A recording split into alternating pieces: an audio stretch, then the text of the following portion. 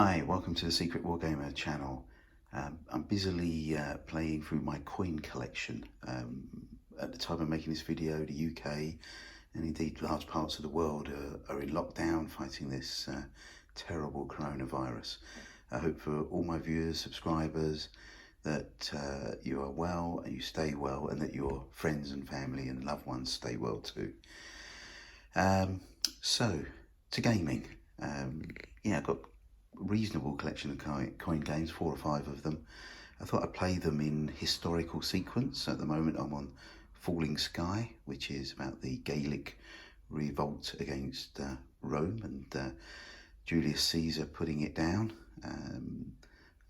The next one up would be Pendragon. That would be followed by a huge leap in time to Liberty or Death and the American Revolution. And another huge leap in time to play Fire in the Lake, which is the insurrection in Vietnam and the war in Vietnam. Finally, I'll be playing A Distant Plain, which is about the insurgency in Afghanistan.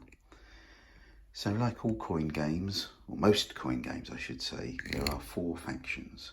You have the Belgae, which is basically this region here, which is now equates more or less to modern day Belgium. You have the Averni, and they are led by the famous leader Vercingetorix, who met his fate at the historic Battle of Alesia. And here we have the Aedui, who essentially for most of the game are like Roman allies. There's a lot of mutual benefit to the Romans and the Aedui working together. We have the Romans, which are these guys in red, and we have actually a 5th faction, although it's not a playable faction. It's run by a kind of bot, really. There's a set sequence of actions that the Germans take, usually at year end in the winter turn. There'll be a set of instructions and they will rally, they'll move and fight. But I'll show you that as the game progresses, and when I play the next winter turn I'll do a more detailed video. So what have we got in terms of the pieces, what do they mean? So here we look at these German cylinders. So these represent German war bands. If they're that way up, it means they're revealed and unhidden. This way up means they're hidden. And that brings certain advantages in battle and some other activities. Same applies here to the Belgae, Averni, Aedui. They all have these war bands. For the Romans, who are the red faction, they're actually called auxilia, which is a kind of more expendable type of troops. The Romans also have legions, which are represented by these cubes, and they're very powerful formations, but also very valuable formations. If you lose them, it hurts Caesar. You know, they're difficult to replace, and it can affect his standing with the Senate. Some other interesting bits and bobs. We have a large cylinder here. Excuse me. In this case, that's the Roman leader, and that's Julius Caesar. We have Vercingetorix here, who's the leader of the Averni, and we have Ambriorix here, leader of the Belgae. So the leaders give some advantages in various activities. There's a command called Rally, and that allows for the Averni, they'll get extra peace if Vercingetorix is around. There's battle advantages, etc. And similar story with Julius Caesar, various advantages in battle and in movement with these guys. For the Romans, they can move an extra region. I'm not going to go into the mechanics of how battles work. I think I'll try and show you that in a later video. This is just really me saying hi. What else have we got? We have tracker around the edge of the board that basically tracks resources and certain victory conditions.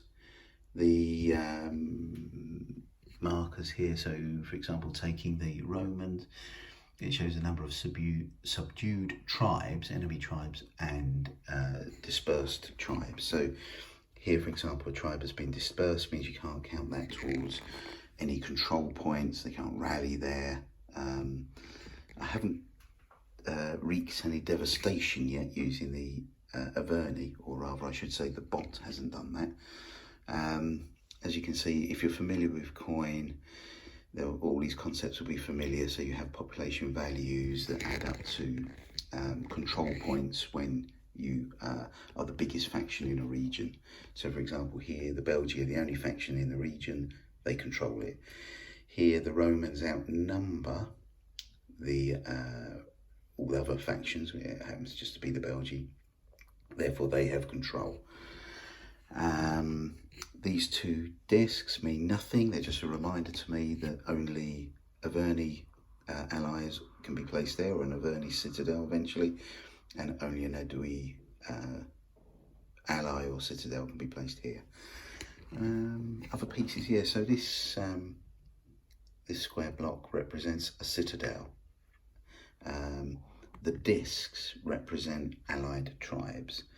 Citadels can only be placed in these kind of square boxes, and they can only be placed once you've upgraded from an ally to a once you've had an ally there, you can then update in another rally to make it a citadel. There may be some events as well that kind of influence that.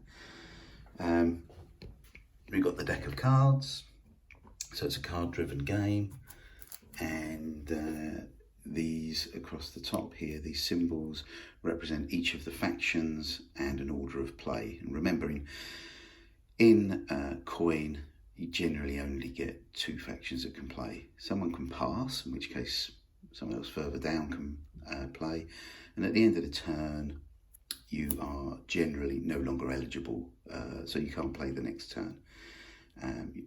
The choice is between playing an event, which has a series of instructions on it which will overrule the rule book. As a human player, you kind of pick and choose what you want to do, but if you're playing like I am, solitaire, and I'm playing the Roman faction, then the non-player is controlled by these, oops, see if you can see that, flowcharts, which give you a series of options, and the little, I don't know if you can see those actually, the little numbers in the black circles are kind of priorities on steps that you should take. So far, I found the bots have played pretty well. I was a bit daunted by them, but they seem to work quite well. One area that I did, I think, make a mistake, or I think the bot was unclear. For much of the first sort of winter, pre-winter set of turns, there was only one fort here. And really, I couldn't figure out why the bot wasn't letting the Belgi attack them, because it said something like, oh, if there's a citadel or an ally or whatever, but it didn't mention forts. I've kind of looked it up on Board Game Geek, and I think others were confused as well. And really, the advice seems to be, yeah, attack the fort, treat it as a citadel. So the Romans have got away with one there, because I think that fort would have got wiped out. So we'll see how it goes. My intention this turn as the Romans is to go storming up there and basically have a fight either with Ambriorix himself or pick off one of his allied regions that's fairly easy to conquer, and I desperately need to rally. I need to get some more auxilia and what have you. So look, a brief overview. There is a degree of assumed knowledge in this video, because there's a lot to explain in how coin games operate. If you want to have a look at a really good how to play type video, or review some playthroughs, there's several out there. Just search on YouTube, Falling Sky, Lonesome Wargamer or Lonesome Gamer. He does very good videos. Counteract, and I think it just goes as Jeff. He does very good videos as well, and you'll pick up how the games operate and see some great examples. And I definitely recommend those for the next game that I intend to play, which is Pendragon, which is far more complex than this one, and poses quite a few challenges. So anyway, what was meant to be a short 5-minute video is turned into a 10-minute ramble. As I say, everyone stay safe and well during these difficult times, and make use of your time with some serious gaming. Cheers.